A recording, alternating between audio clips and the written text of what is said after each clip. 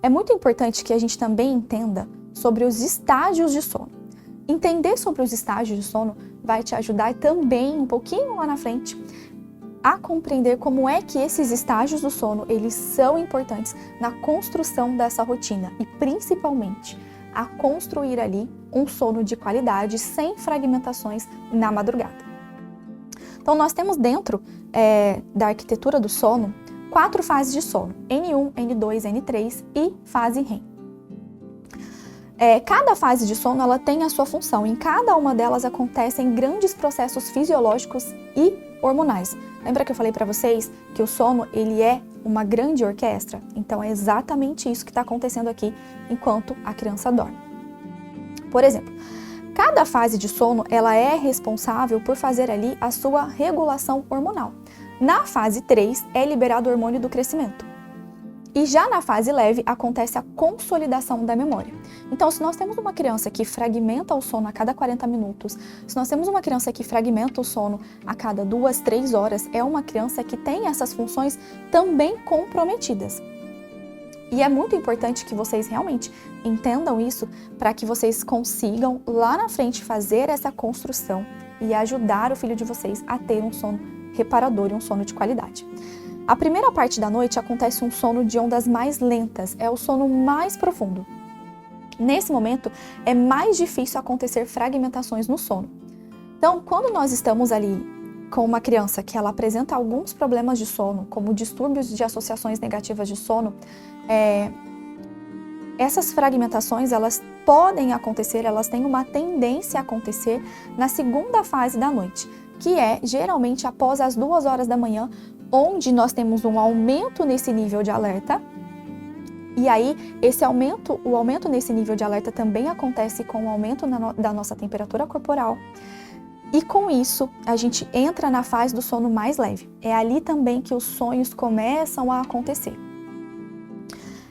Na segunda parte da noite, como eu falei para vocês, acontece o sono REM, né? Então acontece uma atonia muscular. O que significa essa atonia muscular? Essa atonia muscular é essa perca dos movimentos do corpo. Então a gente não consegue se manter, a gente não consegue se mover.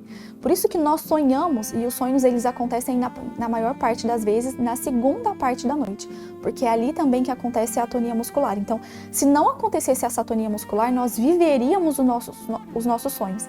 Nós conseguiríamos nos levantar da cama, a gente conseguiria sair andando pela casa, enfim, muitos acidentes aconteceriam por isso. Então, quando nós entramos nesse estágio do sono, junto com ele, também acontece a nossa atonia muscular.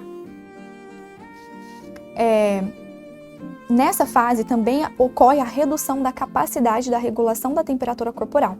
Por essa razão, as temperaturas altas ou baixas podem interromper esse estágio de sono e causar fragmentações. Quando nós estamos falando aqui de crianças atípicas ou crianças com TEA, a gente precisa entender que essa criança, ela tem ali uma dificuldade nessa regulação da temperatura corpórea. Então, se nós temos um ambiente de sono, e a gente vai falar um pouquinho mais pra frente sobre esses ambientes de sono, que acaba favorecendo que esses despertares aconteçam. Então, se nós temos um ambiente de sono que é um pouquinho mais quente, ele vai causar ali esse aumento da temperatura corporal e a criança vai ter mais fragmentações do sono noturno. Quando nós estamos falando de crianças com TEA ou crianças atípicas, a gente precisa entender que muitas vezes a família vai precisar regular a temperatura desse ambiente de sono várias vezes à noite. Às vezes lá no início da noite a temperatura do ambiente precisa estar um pouquinho mais baixa, para que a criança consiga induzir esse sono com maior facilidade, e aí ela também consegue se manter dormindo por mais tempo. Logo depois, ali após as primeiras horas de sono, a gente consegue estabilizar um pouco a temperatura desse ambiente, e logo no final da noite, provavelmente a família também precise baixar um pouquinho novamente a temperatura desse ambiente para que isso possa favorecer esse sono de qualidade sem fragmentações. Bom, e agora a gente vai começar falando sobre rotina. E para que a gente possa entender sobre rotina, nós precisamos entender que existem 2 mecanismos que são responsáveis por regular ali o nosso sono. Quais são esses mecanismos? Ritmo circadiano mais pressão de sono. Então não dá para pensar em ajustar o sono dos nossos filhos só construindo uma rotina de qualidade. Se você não consegue, de forma prática, ajustar esses 2 pilares que realmente regulam a qualidade desse sono, esse sono vai ser comprometido. Então é como se vocês estivessem ali tentando ajustar apenas a rotina, e é muito comum, as famílias chegam para a consultoria e elas falam elas relatam que o filho continua tendo dificuldades de sono mesmo após ter uma rotina extremamente ajustada. E é natural que isso aconteça, porque a rotina não é o único pilar que trata e previne a insônia. Então, dentro da medicina do sono, e a medicina do sono é muito clara quando ela mostra isso pra gente nos estudos científicos, que existem 3 pilares que são responsáveis por tratar e prevenir a insônia. Quais são esses 3 pilares? Ritual, rotina e autonomia. Então, dentro desses 3 pilares, eu vou destrinchar esses pilares aqui com vocês hoje, para que de forma prática e clara vocês consigam entender sobre esses pilares e colocar isso em prática na vida de vocês e principalmente na rotina do filho de vocês. Então vamos lá.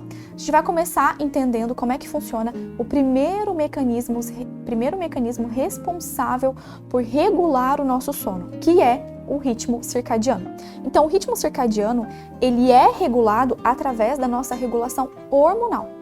E essa regulação hormonal, ela tem ligação direta com a luz e com a escuridão. Então, quando nós pensamos em ajustar esse ritmo circadiano, nós precisamos construir uma rotina funcional e nós precisamos, lá no início do dia, colocar os nossos filhos para receber exposição à luz solar direta. Se você não tem na sua casa a opção, se você mora em outro país que não tem essa opção de luz solar lá no início do dia, nas primeiras horas do dia, você precisa utilizar ali da fototerapia e colocar essa criança para receber exposição à luz artificial, tá? No final do dia, quando nós queremos novamente ajustar esse ritmo circadiano para melhorar essa qualidade de sono, a gente precisa entender que o nosso ritmo, nós nos alinhamos de acordo com o ambiente. Então, o nosso ritmo, ele também acompanha o ritmo da natureza. Logo que esse dia começa a se encerrar, a gente também precisa começar a ajudar os nossos filhos a diminuir esse ritmo. E todas essas ações que nós vamos fazendo ali ao longo do dia vai construindo a formação desse ritmo circadiano saudável.